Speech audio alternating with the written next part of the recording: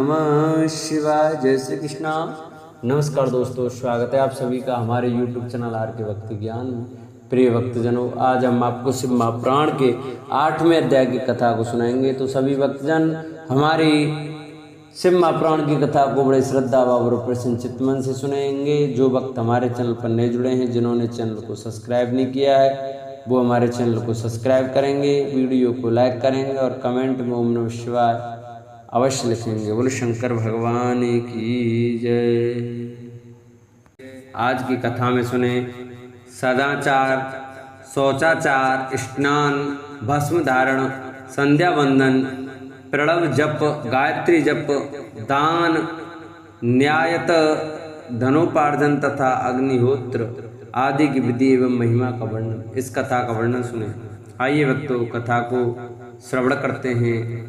ऋषियों ने कहा, सूत जी, अब आप शीघ्र ही हमें वह सदाचार सुनाइए जिससे विद्वान पुरुष पुण्य लोकों पर विजय पाता है। स्वर्ग प्रदान करने वाले धर्म में आचार तथा नरक का कष्ट देने वाले अधर्म में आचारों का भी वर्णन कीजिए। सूत जी बोले, सदाचार का पालन करने वाला विद्वान ब्राह्मण ही वास्तव में ब्राह्मण नाम धारण करने का अधिकारी है, जो केवल वेदोक्त आचार का पालन करने वाला एवं वेद का अभ्यासी है। उस ब्राह्मण की विप्र संज्ञा होती है। सदाचार, वेदाचार तथा विद्या, इनमें से एक एक गुण से ही युक्त होने पर उसे द्विज कहते हैं, जिसमें स्वल्प मात्र में ही आचार का पालन देखा जाता है। जिसने वेदाध्ययन भी बहुत कम किया है तथा जो राजा का सेवक, पुरोहित, मंत्री आदि है, उसे क्षत्रिय ब्राह्मण कहते हैं। जो ब्राह्मण कृषि तथा वाणिज्य कर्म करने वाला है और कुछ ब्राह्मणोचित आचार का भी पालन करता है, वह वैश्य ब्राह्मण है। तथा जो स्वयं ही खेत जोतता, हल चराता है, उसे शूद्र ब्राह्मण कहा गया है। जो दूसरों के दोष देखने वाला और परद्रोही है, उसे चांडाल द्विज कहते हैं। इसी तरह क्षत्रियों में भी जो पृथ्वी का पालन करता है, वह राजा है। दूसरे लोग राजत्वहीन क्षत्रिय माने गए हैं। वैश्यों में भी जो धान्य आदि वस्तुओं का क्रय विक्रय करता है, वह वैश्य कहलाता है। दूसरों को वणिक कहते हैं। जो ब्राह्मणों, क्षत्रियों तथा वैश्यों की सेवा में लगा रहता है, वही वास्तव में शूद्र कहलाता है। जो शूद्र हल जोतने का काम करता है, उसे वृषल समझना चाहिए। सेवा, शिल्प और कर्षण से भिन्न वृत्ति का आश्रय लेने वाले शूद्र दस्यु कहलाते हैं। इन सभी वर्णों के मनुष्यों को चाहिए कि वे ब्रह्म मुहूर्त में उठकर पूर्वाभिमुख हो। सबसे पहले देवताओं का, फिर धर्म का, अर्थ का, उसकी प्राप्ति के लिए उठाए जाने वाले क्लेशों का तथा आय और व्यय का विचिंतन करें। रात्रि के पिछले पहर को उस काल जानना चाहिए। उस अंतिम पहर का जो आधा या मध्य भाग है, उसे संधि कहते हैं। उस संधि काल में उठकर द्विज को मलमूत्र आदि का त्याग करना चाहिए। घर से दूर जाकर बाहर से अपने शरीर को ढके रखकर दिन में उत्तराभिमुख बैठकर मलमूत्र का त्याग करे। यदि उत्तराभिमुख बैठने में कोई रुकावट हो तो दूसरी दिशा की ओर मुख करके बैठे। जल, अग्नि, ब्राह्मण आदि तथा देवताओं का सामना बचा कर बैठे। मल त्याग करके उठने पर फिर उस मल को न देखे। तदंतर जलाशय से बाहर निकले हुए जल से ही गुदा की शुद्धि करे, अथवा देवताओं, पितरों तथा ऋषियों के तीर्थों में उतरे बिना ही प्राप्त हुए जल से शुद्धि करनी चाहिए। गुदा में 7, 5 या 3 बार मिट्टी लगाकर उसे धोकर शुद्ध करे। लिंग में ककोड़े के फल के बराबर मिट्टी लेकर लगाए और उसे धो दे। परंतु गुदा में लगाने के लिए एक पसर मिट्टी की आवश्यकता होती है। लिंग का और गुदा की शुद्धि के पश्चात उठकर अन्यत्र जाए और हाथ पैरों की शुद्धि करके 8 बार कुल्ला करे। जिस किसी वृक्ष के पत्ते से अथवा उसके पत्ते काष्ठ से जल के वार दंतुवन करना चाहिए, उस समय तर्जनी उंगली का उपयोग न करें। यह दान शुद्धि का विधान बताया गया है। तदंतर जल संबंधी देवताओं को नमस्कार करके मंत्र पाठ करते हुए जलाशय में स्नान करें।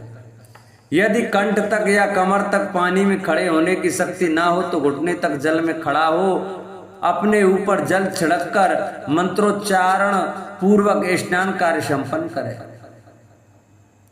विद्वान पुरुष को चाहिए कि वह तीर्थ जल से देवता आदि का स्नानांग तर्पण भी करे। इसके बाद धौत वस्त्र लेकर 5 कच्छ करके उसे धारण करे।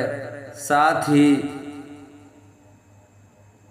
कोई उत्तरीय भी धारण कर ले, क्योंकि संध्या वंदन आदि सभी कर्मों में उसकी आवश्यकता होती है। नदी आदि तीर्थों में स्नान करने पर स्नान संबंधी उतारे हुए वस्त्र को वहां न धोए। स्नान के पश्चात विद्वान पुरुष भीगे हुए उस वस्त्र को बावड़ी में कुएं के पास अथवा घर आदि में ले आए और जहां पत्थर पर लकड़ी आदि पर जल में या स्थल में अच्छी तरह धोकर उस वस्त्र को निचोड़े। द्विजो वस्त्र को निचोड़ने से जो जल गिरता है वह एक श्रेणी के पितरों की तृप्ति के लिए होता है। इसके बाद जाबाली उपनिषद में बताए गए अग्निरित मंत्र से भस्म लेकर उसके द्वारा त्रिपुंड लगाए। इस विधि का पालन न किया जाए, इसके पूर्व ही यदि जल में भस्म गिर जाए तो गिराने वाला नरक में जाता है। आप इष्टा इत्यादि मंत्र से पाप शांति के लिए सिर पर जल छिड़के तथा यस्य ख्याय इस मंत्र को पढ़कर पैर पर जल छिड़के, इसे संधि प्रोक्षण कहते हैं। आपो ही इष्ठा इत्यादि मंत्र में 3 ऋचाएं हैं और प्रत्येक ऋचा में गायत्री छंद के 3-3 चरण हैं। इनमें से प्रथम ऋचा के 3 चरणों का पाठ करते हुए क्रम से पैर, मस्तक और हृदय में जल छिड़के, दूसरी त्वचा के 3 चरणों को पढ़कर क्रम से मस्तक, हृदय और पैर में जल छिड़के तथा तीसरी ऋचा के 3 चरणों का पाठ करते हुए क्रम से हृदय, पैर और मस्तक का जल से प्रोक्षण करे। इसे विद्वान पुरुष मंत्र स्नान मानते हैं। किसी अपवित्र वस्तु से किंचित स्पर्श हो जाने पर, अपना स्वास्थ्य ठीक न रहने पर, राजा और राष्ट्र पर भय उपस्थित होने पर तथा यात्रा काल में जल की उपलब्धि न होने की व्यवस्था आ जाने पर मंत्र स्नान कराना चाहिए। प्रातःकाल सूर्यस्य मध्युष्य इत्यादि सूर्यानु बाघ से तथा सायंकाल अग्निश्च मां मनुष्य इत्यादि अग्नि संबंधी अनुवाक से जल का आचमन करके पुनः जल से अपने अंगों का प्रोक्षण करें। मध्य काल में भी आप पुनंतु इस मंत्र से आचमन करके पूर्ववत प्रोक्षण या मार्जन करना चाहिए। प्रातः काल की संध्योपासना में गायत्री मंत्र का जाप करके 3 बार ऊपर की ओर सूर्यदेव को अर्घ देने चाहिए। ब्राह्मणों मध्य काल में गायत्री मंत्र के उच्चारण पूर्वक सूर्य को एक भी अर्घ देना चाहिए। फिर सायंकाल आने पर पश्चिम की ओर मुख करके बैठ जाए और पृथ्वी पर ही सूर्य के लिए अर्घ दे, ऊपर की ओर नहीं। प्रातःकाल और मध्याह्न के समय अंजलि में अर्घ्य जल लेकर अंगुलियों की ओर से सूर्यदेव के लिए अर्घ दे। फिर उंगलियों के छिद्र से ढकते हुए सूर्य को देखे तथा उनके लिए स्वतः प्रदक्षिणा करके शुद्ध आचमन करे। सायंकाल में सूर्यास्त से 2 घड़ी पहले की हुई संध्या निष्फल होती है, क्योंकि वह साय संध्या का समय नहीं है। ठीक समय पर संध्या करनी चाहिए, ऐसी शास्त्र की आज्ञा है। यदि संध्योपासना करके बिना दिन बीत जाए तो प्रत्येक मास के लिए क्रम से प्रायश्चित करना चाहिए। यदि एक दिन बीते तो प्रत्येक बीते हुए संध्या काल के लिए नित्य नियम के अतिरिक्त 100 गायत्री मंत्र का अधिक जप करें।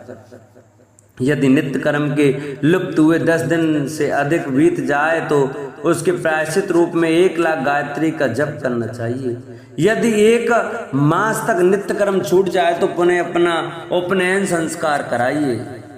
अर्थ सिद्धि के लिए ईश, गौरी, कार्तिकेय, विष्णु, ब्रह्मा, चंद्रमा और यम का तथा ऐसे ही अन्य देवताओं का भी शुद्ध जल से तर्पण करें। फिर तर्पण कर कर्म को ब्राह्मणप करके शुद्ध आचमन करें। तीर्थ के दक्षिण प्रशस्त मठ में, मंत्रालय में, देवालय में, घर में अथवा अन्य किसी नियत स्थान पर स्थिरता पूर्वक बैठकर विद्वान पुरुष अपनी बुद्धि को स्थिर करे और संपूर्ण देवताओं को नमस्कार करके पहले प्रणव का जप करने के पश्चात गायत्री मंत्र की आवृत्ति करे। प्रणव के आ, उ और मां इन तीनों अक्षरों से जीव और ब्रह्म की एकता का प्रतिपादन है।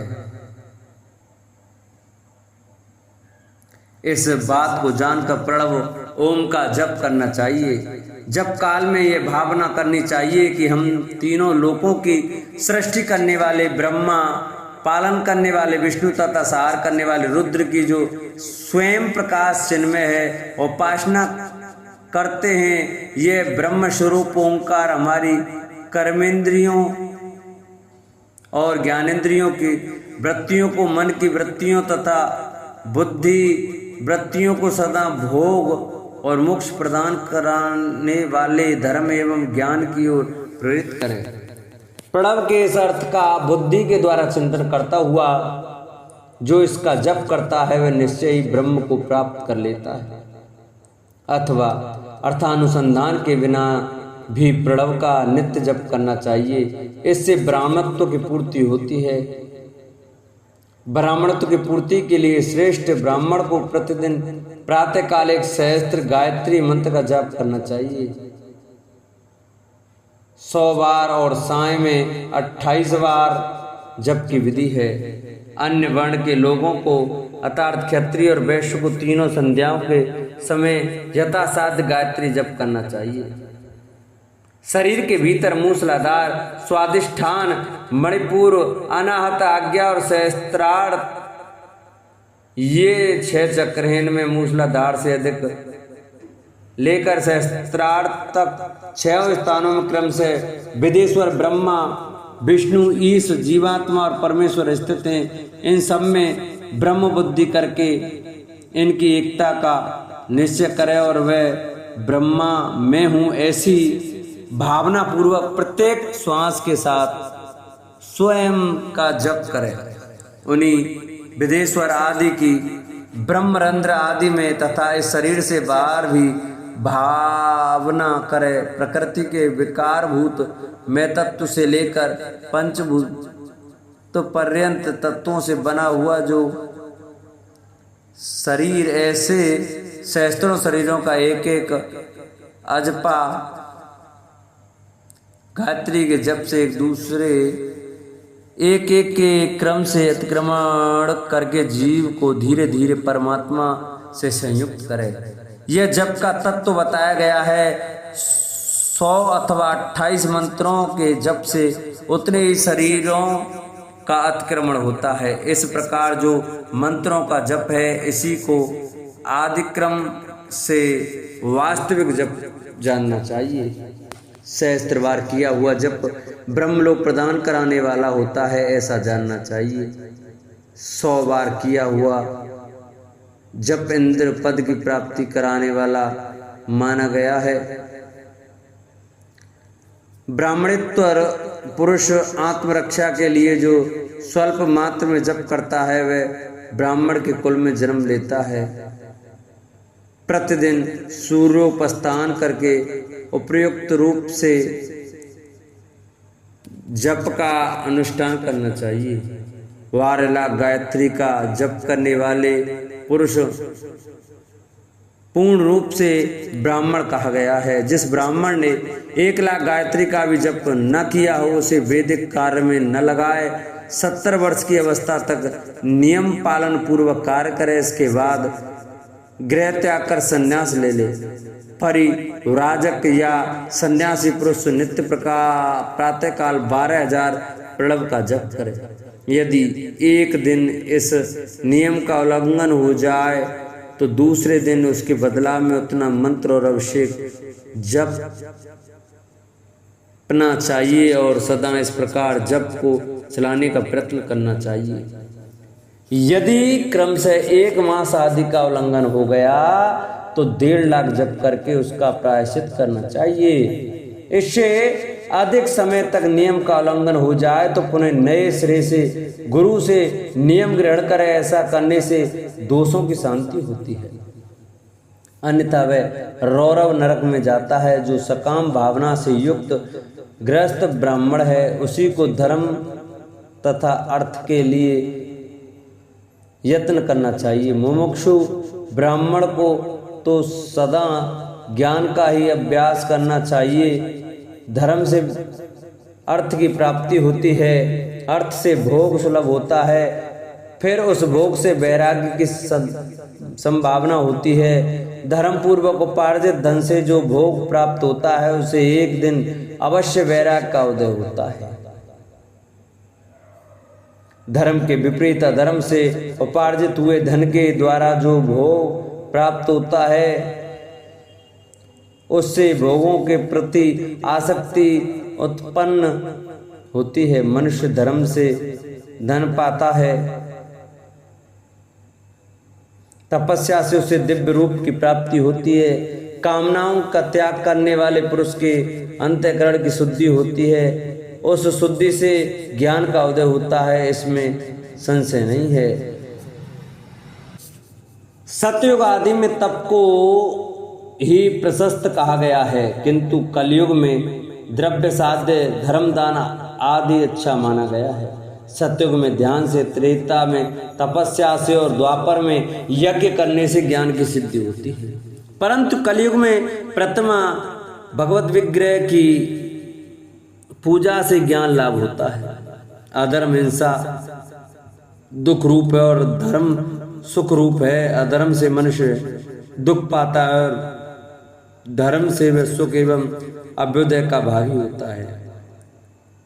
दुराचार से दुख प्राप्त होता है और सदाचार से ब्रह्म रूप में स्थिति प्राप्त होती है, जिससे मुक्त पुरुष परमानंद का अनुभव करता है। गृहस्थ पुरुष को चाहिए कि वह धन धान्यादि सब वस्तुओं का दान करे। वह तृषा निवृत्ति के लिए जल तथा क्षुधा रूपी रोग की शांति के लिए सदा अन्न का दान करे। खेत धान्य, कच्चा अन्न तथा भक्ष्य भोज, लेहम और चौदह, ये 4 प्रकार के सिद्ध अन्न दान करने चाहिए, जिसके अन्न को खाकर मनुष्य जब तक कथा श्रवण आदि सधर्म का पालन करता है उतने समय तक उसके किए हुए पुण्य फल का आधा भाग दाता को मिल जाता है। इसमें संशय नहीं है। दान लेने वाला पुरुष दान में प्राप्त हुई वस्तु का दान तथा तपस्या करके अपने प्रति ग्रह जनित पाप की शुद्धि कर ले, अथवा उसे रौरव नरक में गिरना पड़ता है। अपने धन के 3 भाग करे, 1 भाग धर्म के लिए, दूसरा भाग वृद्धि के लिए और तीसरा भाग अपने भोग के लिए। नित्य, नैमित्तिक और काम में ये तीनों प्रकार के कर्म धर्मार्थ रखे हुए धन से करे। साधक को चाहिए कि वे वृद्धि के लिए रखे हुए धन से ऐसा व्यापार करे जिससे उस धन की वृद्धि हो, तथा उपभोग के लिए रक्षित धन से हितकारक, परमित एवं पवित्र भोग भोगे। खेती से पैदा किए हुए धन का 10वांश दान करे, इससे पाप की शुद्धि होती है। शेष धन से धर्म वृद्धि एवं उपभोग करे, अन्यथा वह रौरव नरक में पड़ता है अथवा उसकी बुद्धि पापपूर्ण हो जाती है या खेती ही चौपट हो जाती है। वृद्धि के लिए किए गए व्यापार में प्राप्त हुए धन का 6वां भाग दान कर देने योग्य है। बुद्धिमान पुरुष अवश्य उसका दान कर दे। विद्वान को चाहिए कि वह दूसरों के दोषों का बखान न करे। ब्राह्मणों दोषवश दूसरों के सुने या देखे हुए छिंद्र को भी प्रकट न करे। विद्वान पुरुष ऐसी बात न करे जो समस्त प्राणियों के हृदय में रोष पैदा करने वाली हो। ऐश्वर्य की सिद्धि के लिए दोनों संध्याओं के समय अग्निहोत्र कर्म अवश्य करे। जो दोनों समय अग्निहोत्र करने में असमर्थ हो वह एक ही समय सूर्य और अग्नि को विधि पूर्वक दी हुई आहुति से संतुष्ट करे। चावल, धान्य, घी, फल, कंद और हविष्य इसके द्वारा विधि पूर्वक स्थाली पाक बनाए तथा यथोचित रीति से सूर्य और अग्नि को अर्पित करे। यदि हविष्य का अभाव हो तो प्रधान होम मात्र करे। सदा सुरक्षित रहने वाली अग्नि को विद्वान पुरुष अजस्त्र की संज्ञा देते हैं अथवा संध्या काल में जप मात्र या सूर्य की वंदना मात्र कर ले। आत्मज्ञान की इच्छा वाले तथा धनार्थी पुरुष को भी इस प्रकार विधिवत उपासना करनी चाहिए।